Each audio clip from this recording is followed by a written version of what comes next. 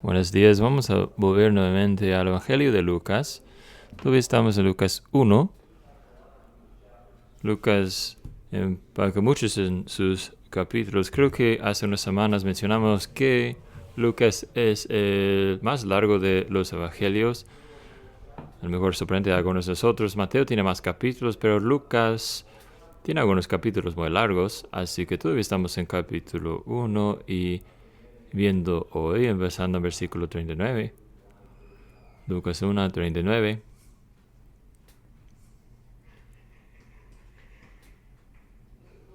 Esto incluye un pasaje, como el pastor David mencionó hace unos momentos, que viene a nosotros con el nombre de magnificado,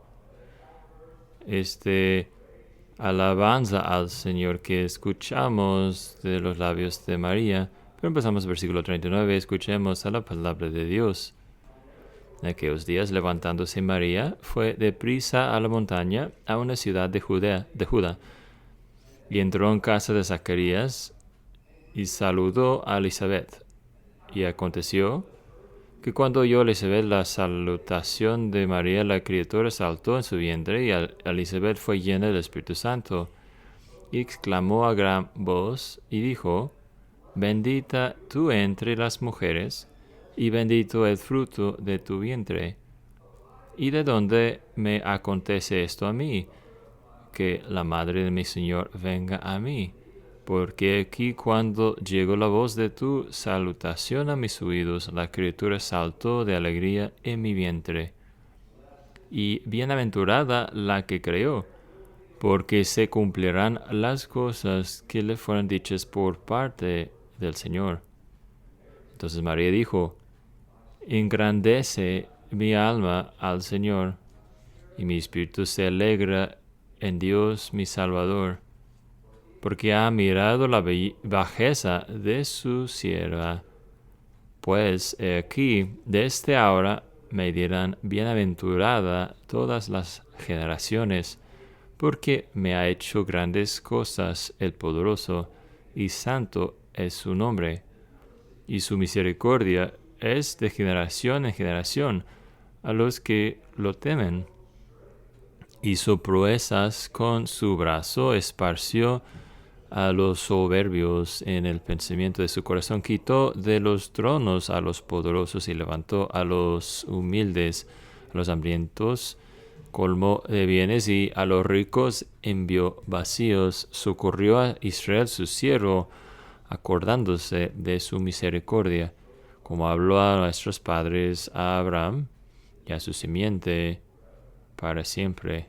Y se quedó María con ella como 3 meses después se volvió a su casa. Que Dios bendiga su palabra a nosotros. Qué pasaje contento, muy contento de que acabamos de leer. Yo creo que no podría llegar a mejor tiempo para muchos de nosotros, para muchos de nosotros. Otra semana más, otra semana en que hemos sido recordados de que este mundo no lo es nuestro destino final, que este mundo no va a fallar, y lo que nos quiere ofrecernos este mundo no va a permanecer. Al momento tú tienes un matrimonio feliz, niños pequeños, carrera exitosa, y al siguiente momento tú ya no estás aquí con nosotros. Las cosas en que invertimos en este mundo desaparecen delante de nuestros ojos. Y solemos nosotros como cristianos, a enfocarnos demasiado en nuestra felicidad y contentamiento, y poner demasiado énfasis en lo que el mundo nos puede ofrecer. Charles Spurgeon lo dice así, dice: nosotros, aun como creyentes, solemos a estar más contentos, más felices cuando cosas buenas entran en nuestras vidas, y demasiados tristes cuando problemas vienen hacia nosotros. Demasiada felicidad por bienes materiales o del mundo, y demasiado tristes por preocupaciones mundiales. Así que en medio de esto nosotros tenemos un pasaje de Lucas. Este pasaje lleno de gozo, de felicidad permanente, eterna. Y es algo que invita a ti y a mí a participar en este gozo. Es un anuncio de gozo que ha venido al mundo, un anuncio para ti, para mí, en que participemos en este gozo. Así que vamos a estar pensando en este deleite que tenemos nosotros en el Señor y viendo este gozo esta mañana desde dos puntos de vista, examinando el gozo del pasaje. El primer punto de vista es que vemos el gozo que encontramos en no ver a nosotros mismos, alejar nuestra vista de nosotros mismos. Versículo 39, perdón. María no pierde tiempo, va con prisa a ver a Elizabeth. Sería un viaje de 3, 4, 5 días. María tenía prisa. Yo no creo que tendría más cosas en mente, sino esta, sin aprender de lo que le fue dicho por el ángel Gabriel. Es de verdad cierto. Así que ella va a visitar a Elizabeth. Y ella viene versículo 42 a la casa de Zacarías, y él no está ahí en esta historia. Y yo creo, hombre, sí es como los demás hombres, pero está escondido en el garaje porque no quiere tener que escuchar a Elizabeth explicando otra vez porque no puede hablar. Bueno, no hay mención de él aquí, y María y Elizabeth son centro de esta imagen aquí. Aquí dentro de ese hogar, algo hermoso sucede. Hay una explosión de actividad del Espíritu Santo. Y claro, esto es algo que Lucas estaría mencionando a nosotros una y otra vez en nuestro Evangelio. Aquí en Hechos también, que con la venida de Cristo hay una gran aumento de actividad del Espíritu Santo. Así que lo que quiero que veamos esta mañana es los personajes aquí. Permite que veamos a Juan el Bautista un momento. Él es quien nos llama más la atención en este pasaje, aunque todavía es un bebé en el vientre, porque lo que él hace es tan asombroso, ¿no? Tan único. Él saltó en el vientre de su mamá, y es tan gran cosa que nos menciona dos veces en versículo 41 y en versículo 44. Alguien ha dicho que Juan el Bautista hace a su vientre un púlpito. Él declara la llegada de Jesús aún desde el vientre de su mamá. Y claro, esta encaja con lo que Gabriel había dicho sobre él en versículo 15. Gabriel había dicho, será lleno del Espíritu Santo aún desde el vientre de su mamá.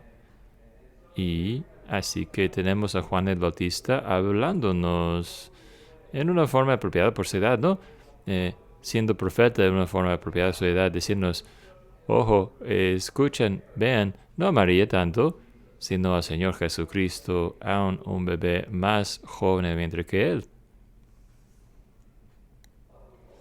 Pero solamente sabemos sobre el saltar de Juan el Bautista por causa de Elizabeth, ¿no? Elizabeth sería la única persona que nos podría contar sobre esto. Y ella no solamente nos cuenta que el bebé salta en su vientre, sino también interpreta por qué salta en su vientre. Versículo 44. El escritor saltó de alegría en mi vientre. De alegría. Este es un momento gozoso de alegría. El Señor Jesucristo, el Mesías, el Cristo, está aquí. Así que, eso es algo. Pero quiero que pasemos algunos momentos, no hablando de Juan el Bautista, sino de Elizabeth, porque yo creo que Elizabeth es fácilmente pasado por alto aquí, y quiero que pensemos más en ella un poco. Así que acuérdense de que esta es una mujer que había esperado décadas, que había orado año tras año, que Dios le daría un bebé. Y ahora, en su vejez, por fin este bebé ha venido. Es de milagro que Dios le trae a ella, Juan, en su vientre. Y claro, para contigo y para conmigo, en nuestro conocimiento de cómo funcionan las cosas, sabemos que una mamá que está esperando, permite en particular su primer bebé, un bebé que ha estado esperando año tras año, que esta mujer llega a ser como un tipo de enfoque central de la conversación y todo. Cuando entra en un cuarto y Elizabeth, tú pensarías que Elizabeth habría sido justamente esto entre sus amigas y poder contar lo que el Señor le había hecho. Pero aquí vemos inmediatamente Elizabeth empieza a referirse a María y hablar del bebé de María. Juan el Bautista era grande. Hay una gran profecía de Gabriel en cuanto a lo que hará y será Juan. Yo soy la mujer más grande y yo soy ella que ha estado esperando años para tener un bebé, pero sin embargo, con la llegada de María y el bebé que lleva María, Elizabeth, permite que sea más enfocada. María quita de sí misma la luz y la brilla sobre María y su bebé, Jesús. Este no es algo natural, no es algo normal. Este no es la cosa esperada, ¿verdad? Este es algo sobrenatural. Este es algo de gracia. Esa es la gracia de Dios obrando en Elizabeth. A diferirse, a brillar la luz, alejar la luz de sí misma y enfocarla en otra. Este es algo de gracia. Años después, Juan el Bautista, él va a tener una experiencia parecida, ¿no? Él, cuyo ministerio había llegado a ser tan famosa, gente venía desde lejos para venir y escuchar de Juan, escuchar su predicación, a ser reprendido por sus correcciones, y él empieza a escuchar: Juan, tu fama ha llegado a su límite. De hecho, has llegado a ser menos popular porque ahora gente está siguiendo a Jesús y escuchándolo a él en vez de ti. Y ¿se acuerdan lo que dice Juan? Juan dice: él tiene que aumentar, pero yo tengo que disminuir. Yo tengo que reducirme. Él tiene que ser más grande, yo menos. ¿Dónde aprendió eso? Claro, aprendió del Señor eso. Lo aprendió también de su mamá, en Elizabeth. Porque Elizabeth, como dice en versículo 43, con tanta elegancia: ¿y de dónde me acontece esto a mí? Que la madre de mi Señor venga a mí. ¿Quién soy yo? ¿Quién soy yo para que tenga yo tal privilegio? ¿Quién soy yo para poder hablarte yo a ti, María, ella quien lleva el Cristo en su vientre? Dios ha hecho grandes cosas para mí, pero no es nada comparando a lo que Dios está haciendo contigo. Así que Elizabeth se maravilla en el privilegio, que ella tiene, y otra vez, este es la gracia del Señor obrando en nuestras vidas. Yo solo quiero sugerirte esta mañana, desde el ejemplo de Elizabeth, que esto no es algo abnormal, sino que este es una calidad normal que Dios obra en su pueblo. Él tiene que aumentar, yo tengo que desaparecer. Encontramos gozo verdadero, no en fijarnos en nosotros mismos, sino en apuntar o enfocar la atención a otro. Ese es Cristo. Y yo me pregunto si eso es parte del por qué nuestra cultura está tan descontenta más bien, y por qué nosotros muchas veces estamos descontentos. Enfatizamos tanto nosotros mismos. Escuchas a gente diciendo esto no, pues yo necesito enfocarme en mí ahora un poco. Ahora, a lo mejor hay un por ciento que están tan enfocados en los demás en sus vidas, tan sacrificiales en su dar, que ellos se han olvidado de sí mismos y se ha afectado su salud o algo así. Ellos sí un poco necesitan enfocarse en su propio bien, pero el resto de nosotros, 99% de nosotros, eso no es algo saludable, es un énfasis no saludable. Necesito enfocarme en mí ahora. Elizabeth nos muestra el camino de enfocar la atención nuestra en otro, encontrar gozo en eso. Eso es algo contento, es algo feliz. Voluntariamente olvidarte de ti mismo. Yo creo que porque lo vemos con tan poca frecuencia en nosotros mismos, es más fácil pensar en lo opuesto.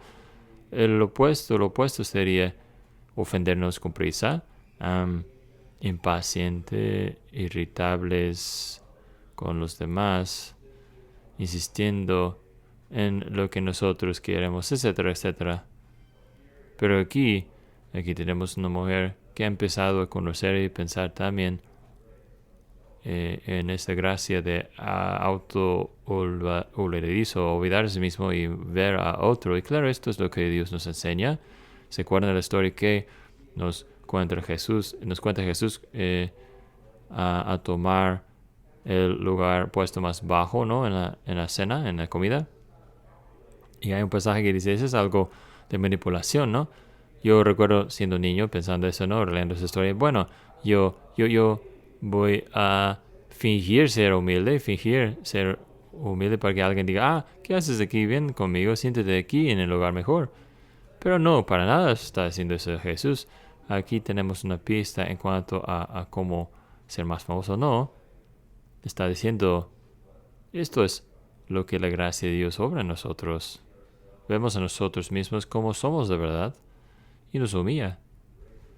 La gracia de Dios nos quita la atención a nosotros mismos, lo enfoca en alguien mayor, alguien mejor. Yo conocí a un señor más grande, cristiano, no lo conocí personalmente, pero una figura pública, no, un hombre a quien todos amaban por su humildad, y al llegar los tiempos de jubilarse, algunas personas encontraron una forma de reconocerlo, de hacer un plan para reconocimiento entre amistades y todo lo demás, ¿no? Sin a él darse cuenta porque estaba ahí. Así estaba invitado con todos y no sabía qué era el propósito de esa reunión exactamente, pero a algún punto él, por ser como figura pública, fue invitado a subir y a hablar, ¿no? Y subió a las escaleras hacia gente empezaron a aplaudir. Y sin momento de pensamiento, sin pensar, él de repente se alejó y se volteó a ver quién estaba siendo aplaudido y haciendo espacio para que pasara esa persona. Sin pensar en un momento que el aplauso fue para él. Solamente una vislumbre, una vista pequeña del carácter de ese hombre. Imagina a alguien aplaudiendo para mí. Es lo que vemos en Elizabeth. Eso es lo que vemos. El fruto del Espíritu que Dios nos da. Yo me pregunto si a lo mejor esto fue el pensar de Pablo en cómo ordenó el fruto del Espíritu. Ahí en Gálatas, él empieza con amor, ¿verdad? Y luego gozo. Y yo me pregunto si está apuntando a nosotros la primicia del amor, pero también enseñándonos que al empezar a amar, de colocar a Dios primero y luego amar a nuestro prójimo como a nosotros mismos, que es luego que empezamos a entender qué es el gozo. Nosotros amamos y luego experimentamos gozo. Él puso primero a los demás y luego llega a gozo. Aquí vemos a Elizabeth dándonos un ejemplo del gozo que encontramos de no ver nosotros mismos, y que el Señor llena nuestras vidas con esta gracia. Pero esto solo podría llegar a ser, ¿sabes? Una virtud que perseguimos sin Cristo, ¿no? Así que hay otro lado de todo esto, ¿no? Ese es el lado de lo que quiero hablar ahora.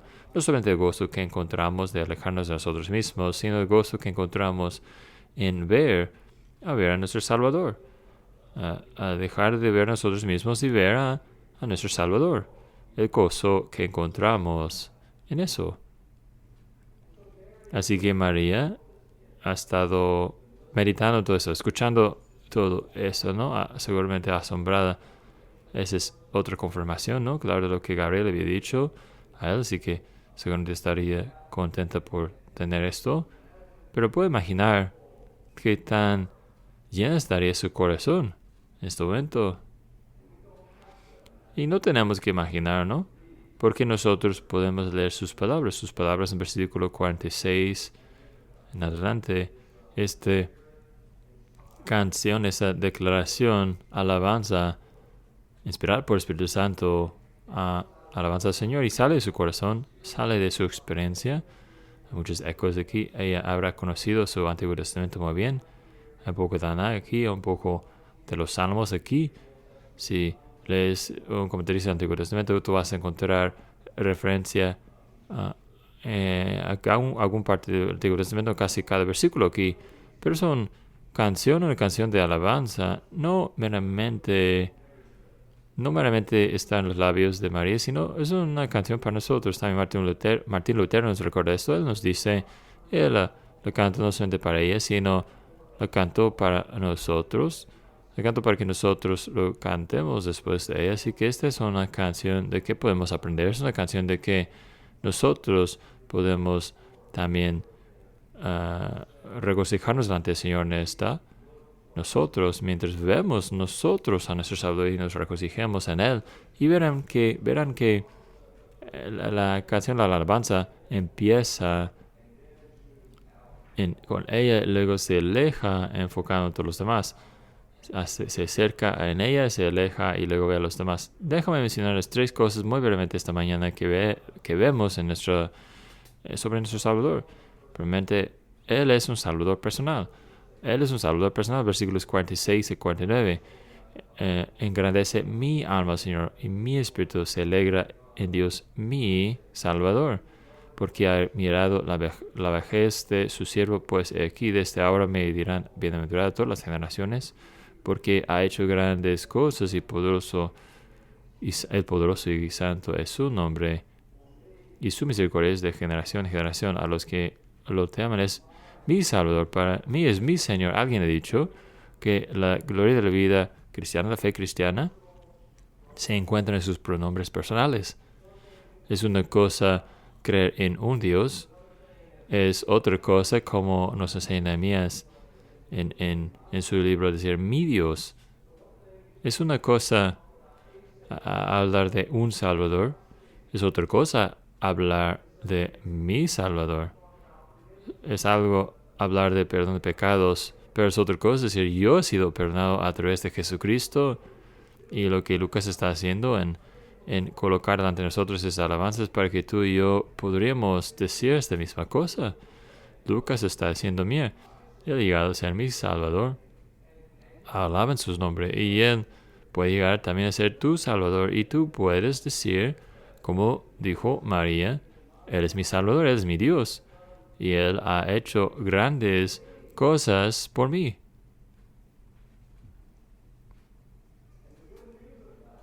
Y las buenas nuevas en esto, claro, es que sin importar de qué estés tratando, si tú puedes decir esto esta mañana, entonces tú eres la persona más bendecida, tú eres parte del pueblo más bendecido en todo el mundo, sin importar que te preocupe en este mundo, que si tú podrías decir, Dios es mi Dios y Cristo es mi Salvador, y que Él ha hecho grandes cosas por mí, que su obra en la cruz, en la tumba vacía es para mí, no hay nada más grande que eso que podrás decir. No hay bendición más grande en todo el mundo que esto.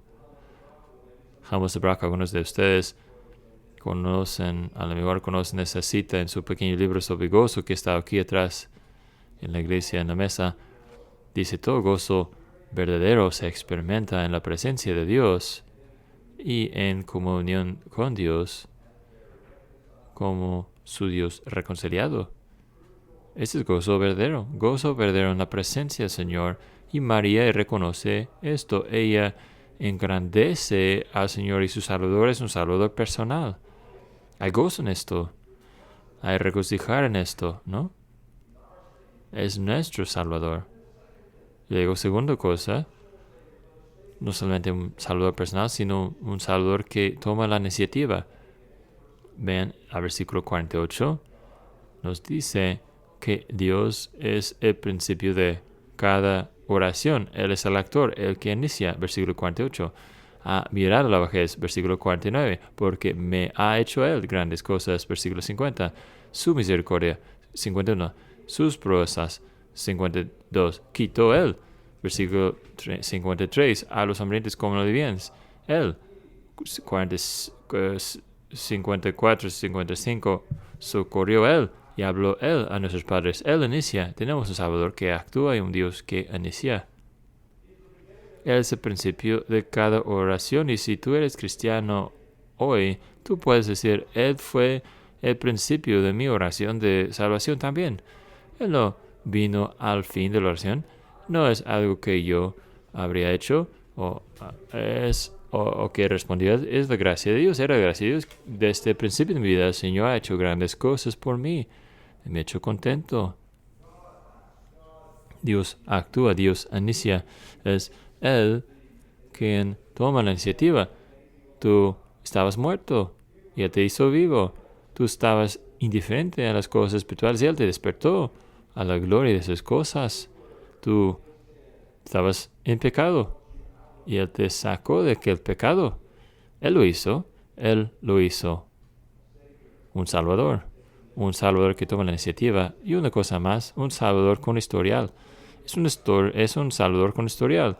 Ahora se aleja María aquí, el versículo 50. Él quiere que recordamos su pacto, versículo 50, 54, su misericordia, este amor del pacto, la constancia, fidelidad, el Dios que guarda su palabra y sus promesas, nunca las olvida, el Dios que promete mostrar gracia, no olvida a su pueblo, no nos deja, no nos abandona. Y Él está haciendo eso mucho tiempo, versículo 50, de generación en generación. Versículo 55, a Abraham y a su simiente para siempre. Él ha estado trabajando. Él sigue trabajando. Él va a seguir trabajando. Dios tiene historial. Él tiene una historia muy larga de salvar.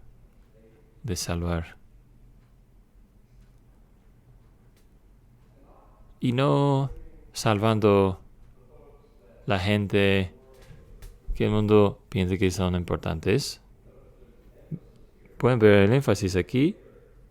Y se ve un pasaje más adelante también. Que Él dispersa a los orgullosos y baja a los poderosos, pero exalta a los de estado bajo y llena a los hambrientos con buenas cosas. Ahora, ¿por qué tal énfasis?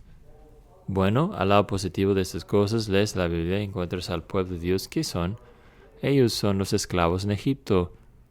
Ellos son los exiliados en Babilonia. Ellos son los viajeros, los peregrinos de este mundo. Ellos quienes son muchas veces oprimidos y perseguidos y casados. Son los débiles, son los rechazados, son las personas no importantes, menos importantes en el mundo. Así es normalmente como vemos al pueblo de Dios en las Escrituras. Es el lado positivo. Dios tiene historial de ver a lo no visto, a lo invisible, y ser fuerte por los débiles. Jesús, recuerden, Jesús se metió en problemas por convivir con la gente equivocada. Y luego al lado negativo, claro,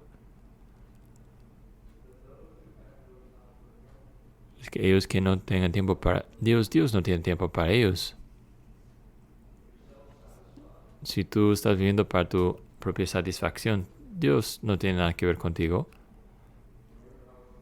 ¿Se acuerdan de cómo hablan en unas iglesias en el libro de Apocalipsis? Él dice, tú dices que eres rico, has llegado a ser rico y no necesitas nada. Y no sabes que eres miserable, pobre, desnudo. Jesús vino para sanar a los enfermos. A los saludables no necesitan un médico. Están contentos en sí mismos. Son orgullosos, dependen nada más en sí mismo. No, el Señor viene a ellos quienes se den cuenta de que son necesitados. ¿Qué goza en esto, no? Mientras tú te acercas al Señor hoy con todas tus varias necesidades, te das cuenta de tu propia pobreza espiritual y vaciedad, mientras te das cuenta de que no tienes poder para hacer nada en cuanto a las cosas más importantes en tu vida. Tú tienes un Salvador que ve esto, y un Salvador que mucho tiempo lleva ayudando a gente justamente como tú. Así que tú clama por su nombre y puedes encontrar ayuda. Tú podrás encontrar la ayuda que tú necesitas. Dios ha estado haciendo eso por mucho tiempo. Tenemos un Salvador que ama mostrar misericordia, ama tratarnos con gracia a los pecadores, a ayudar a gente desesperada y al venir a acercarse a Él necesitado y vacío encontrarás a un amigo.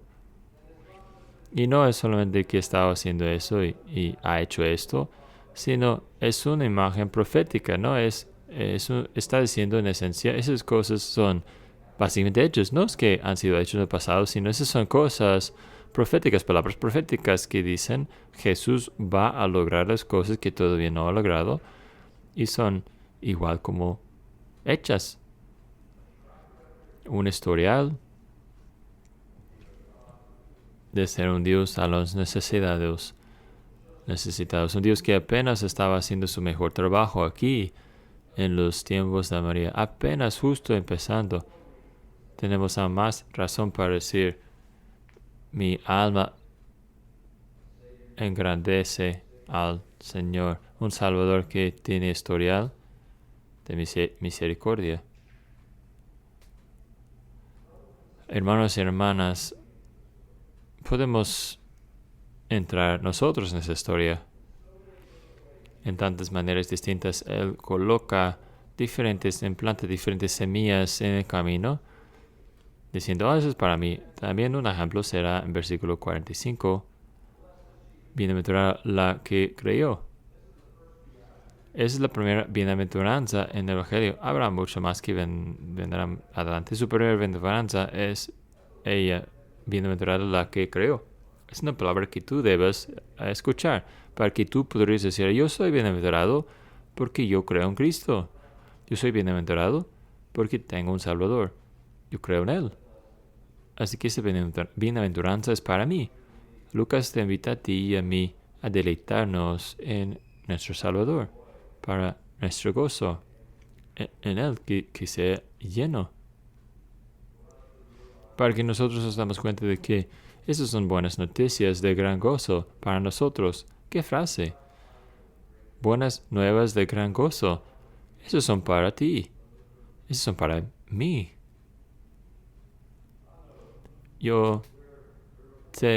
Somos gente reformada, así que a lo mejor estemos sospechosos de gozo. A lo mejor has escuchado que el juego de golf empezó en Escocia.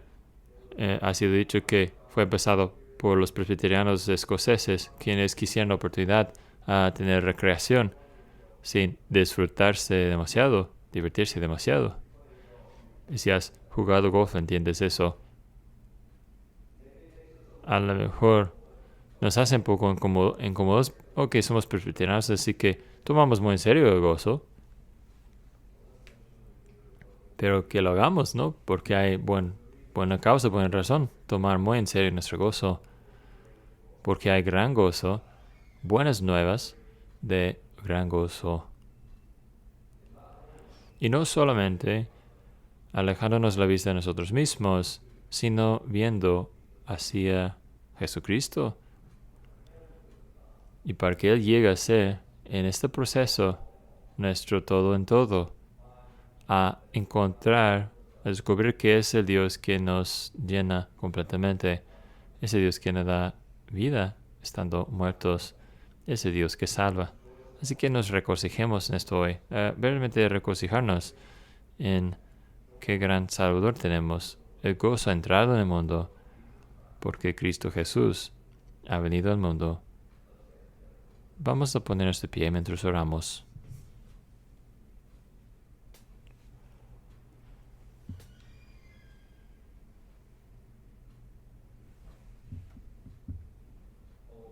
Oh Señor, nuestro Dios, lleno de gracia, aleluya.